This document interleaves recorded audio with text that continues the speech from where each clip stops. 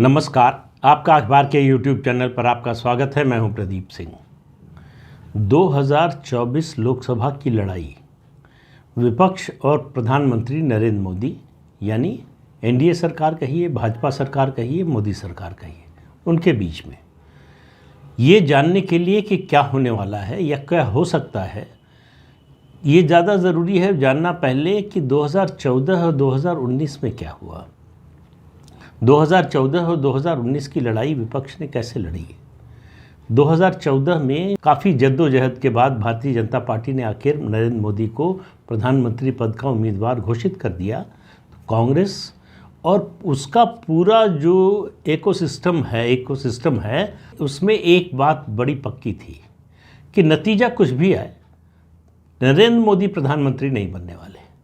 तो ये मानकर वो चल रहे थे कि ये असंभव है कि नरेंद्र मोदी भारत के प्रधानमंत्री बन जाएं, और इसी हिसाब से वो अपनी रणनीति बना रहे थे, इसी हिसाब से प्रचार कर रहे थे।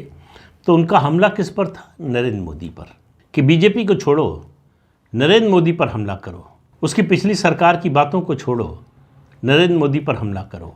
नरेंद्र मोदी पर गुजरात में जितना हमला किया उससे संतुष्ट नहीं हुए, 12 साल से ज़्यादा समय तक लगातार हमला करते रहे, उसका नतीजा देखा, उससे सबक नहीं सीखा, नरेंद्र मोदी पर हमला करो।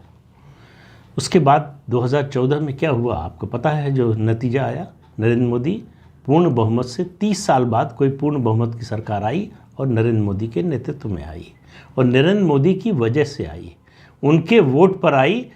अगर भारतीय जनता पार्टी ने उनको प्रधानमंत्री पद का उम्मीदवार न बनाया होता तो कांग्रेस जो सोचकर चल रही थी वही होता।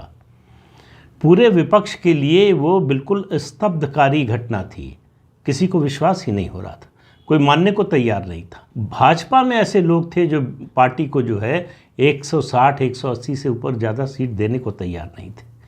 तो वो सारी धारणाएँ वो सारी ध्वस्त हो गई, वो सारी भ्रांतियाँ दूर हो गईं और पूर्ण बहुमत की सरकार बन गई।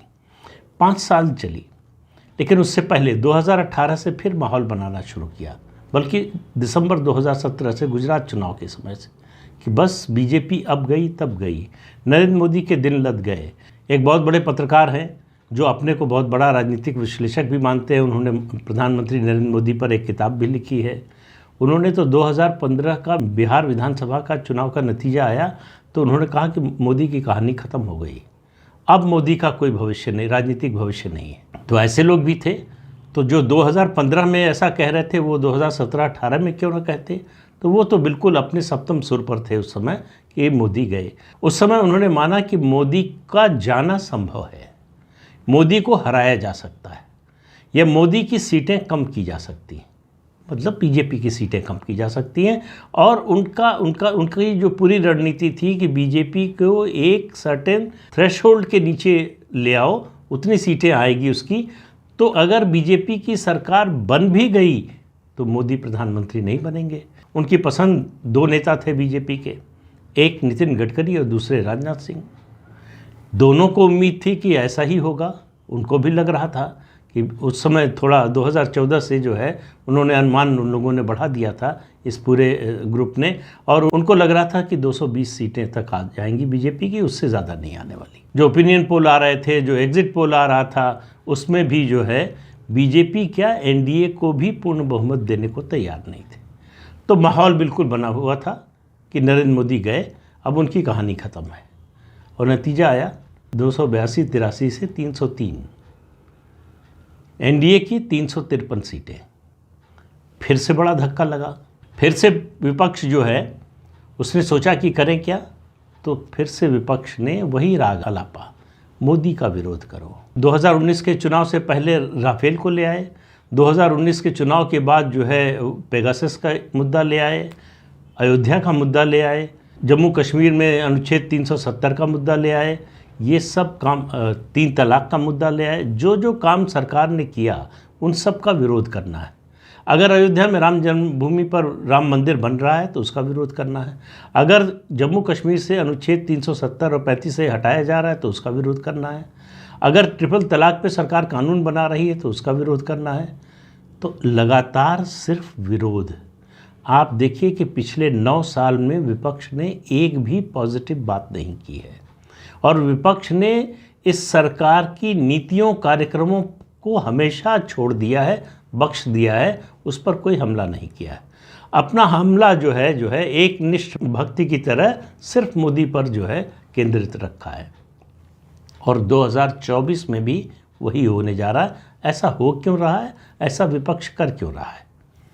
देखिए, विपक्ष के नेताओं पर ज़रा ध्यान दीजिए और उनके समर्थक जो उनका इकोसिस्टम है उस पर ज़रा ध्यान दीजिए, तो उससे आपको पता चलेगा कि ये मामला है क्या। दरअसल ये लड़ाई भारत बनाम इंडिया की है। मोदी के साथ भारत है और विपक्ष और ख़ास तौर से कांग्रेस, चूँकि सबसे बड़ी पार्टी है, उसके साथ ही इंडिया है। तो जो एलिटिस्ट हैं, जो एंटाइटल्ड लोग हैं, जो अपने को एंटाइटल्ड फील करते हैं, जिनको लगता है कि इस देश पर राज करने का अधिकार सिर्फ हमारा है, जिनको लगता है कि ये जाहिल गंवार अनपढ़ लोग जो अच्छी अंग्रेज़ी नहीं बोल सकते, अंग्रेज़ों की तरह अंग्रेज़ी नहीं बोल सकते, वो इस देश पर कैसे राज करेंगे, उनका राज कैसे बर्दाश्त किया जा सकता है। तो आप देखिए, राहुल गांधी बोलते हों, चाहे प्रियंका वाड्रा बोलती हों, सोनिया गांधी बोलती हों, उनके करीबी लोग बोलते हों, उनके इकोसिस्टम में जो यहाँ तक कि फिल्म वर्ल्ड के लोग हैं, कमल हासन हो, स्वरा भास्कर हों, अनुराग कश्यप हों, प्रकाश राज हों जो दक्षिण के कलाकार हैं, सोनम कपूर हों, या इस तरह के जितने लोग हैं, करीना कपूर खान हो, ये सब लोग इनके रहन सहन को देखिए, इनकी भाषा को देखिए, इनका बोलने का लहजा देखिए, इनकी जीवन शैली देखिए, इनके जीवन के मानदंड देखिए। ये सब देखकर आप समझ जाएंगे कि इनका नाता ज़मीन पर जो लोग हैं, जो गरीब गुरबा गांव और शहर में रहता है, गरीबी में रहता है, उससे कोई नाता नहीं। ये 5 स्टार कल्चर के पॉलिटिशियन हैं और उनके समर्थक हैं। उसी एनवायरनमेंट में ये फलते फूलते हैं। उस एनवायरनमेंट से बाहर उनको निकालिए, उस पर्यावरण से उनको बाहर निकालिए, उस माहौल से उनको बाहर निकालिए और उनका मुरझाना शुरू हो जाता है। भागकर फिर वहीं चले जाते हैं कि अगर सर्वाइव करना है तो यहीं रहना है। और उनको मालूम नहीं है कि यहाँ तो सर्वाइवल होने वाला ही नहीं है।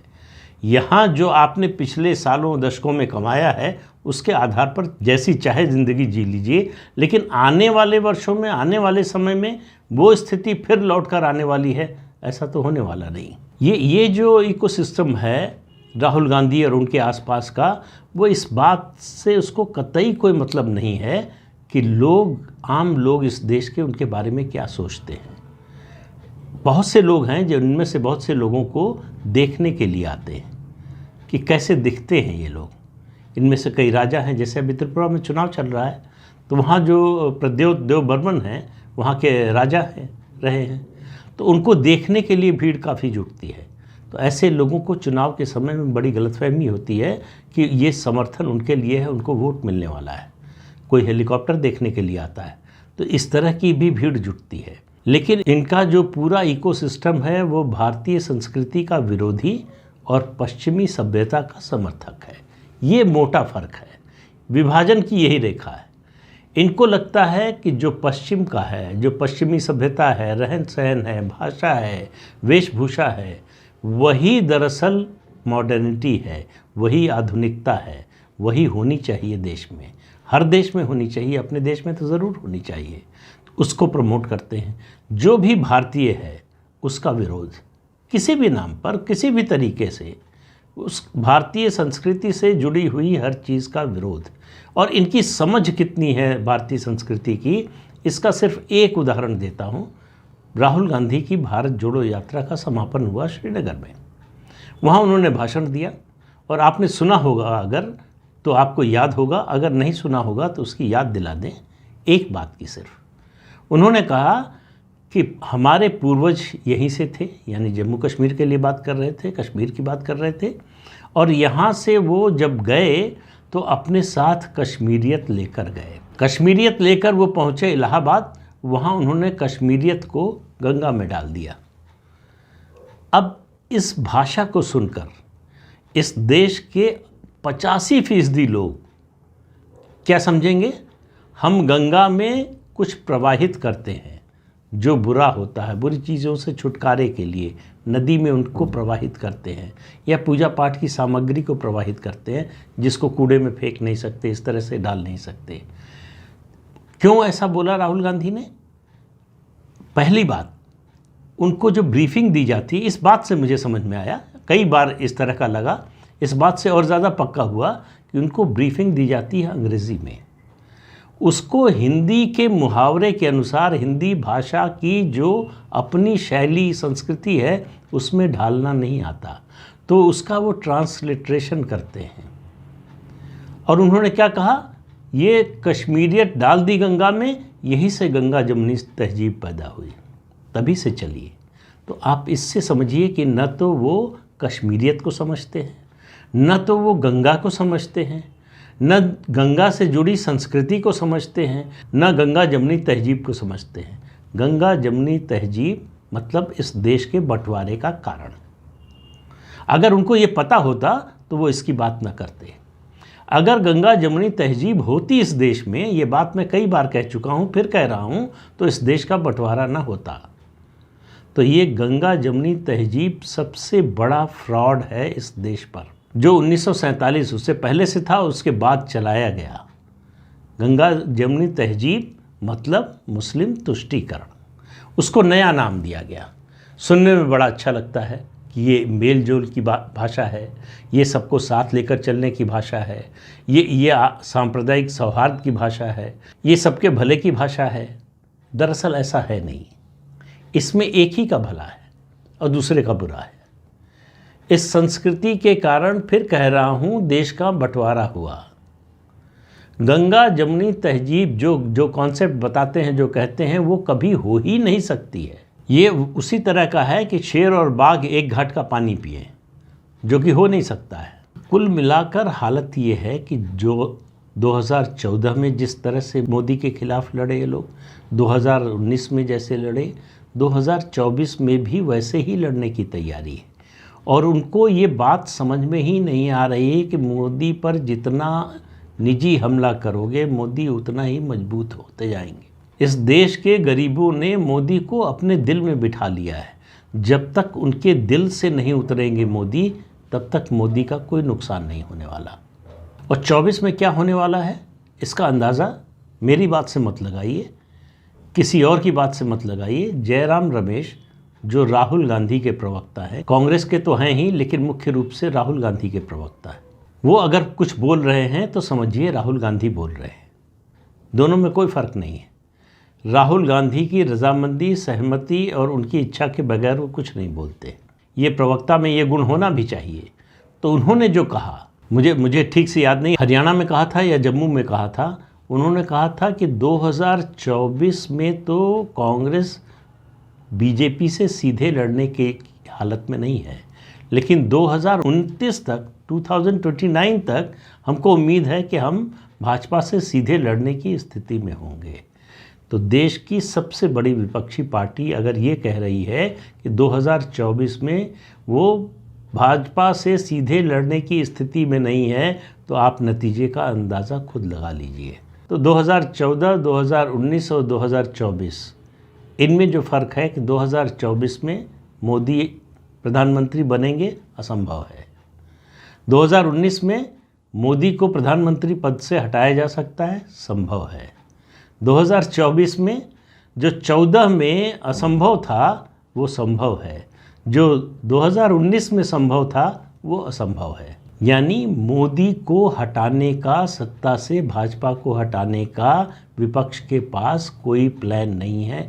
ABCD से लेके Z तक चले जाइए, कोई प्लान नहीं है। उनकी सारी स्ट्रेटजी इस बात पर निर्भर है कि कुछ तो ऐसा होगा, मोदी कुछ तो ऐसा करेंगे, इस सरकार से कुछ ऐसा होगा, कोई गलती होगी जिसकी वजह से लोग नाराज़ हो जाएंगे और नाराज़ होकर हमको चुन लेंगे। इसके अलावा कोई रणनीति नहीं। वैसे कहना नहीं चाहिए, 2024 में अभी जो है समय है, चुनाव में 1 साल से ज़्यादा का समय है। उससे पहले, चुनाव से पहले किसी चुनाव के नतीजे के बारे में इस तरह से नहीं बोलना चाहिए। फिर भी जो आज की परिस्थिति है, मैं आज की परिस्थिति में कह रहा हूँ कि भारतीय जनता पार्टी जो प्रधानमंत्री नरेंद्र मोदी के नेतृत्व में है, उसको हराने का, हार जीत की बात ही नहीं कर रहा हूँ, नतीजे की भी बात नहीं कर रहा हूँ, उसको हराने का कोई रोड मैप विपक्ष के पास नहीं है, कोई स्ट्रेटजी नहीं है। विपक्ष अंधेरे में हाथ मार रहा है कि शायद कुछ हाथ लग जाए, लेकिन ऐसा होगा क्या? मुझे तो नहीं लगता। आपको लगता है क्या? तो इस अंक में इतना ही। अगले अंक में फिर मिलेंगे किसी नए मुद्दे के साथ। तब तक के लिए अनुमति दीजिए। आपसे अनुरोध है कि ये चैनल देखिए, शेयर कीजिए, लाइक कीजिए और सब्सक्राइब ज़रूर कीजिए। नमस्कार।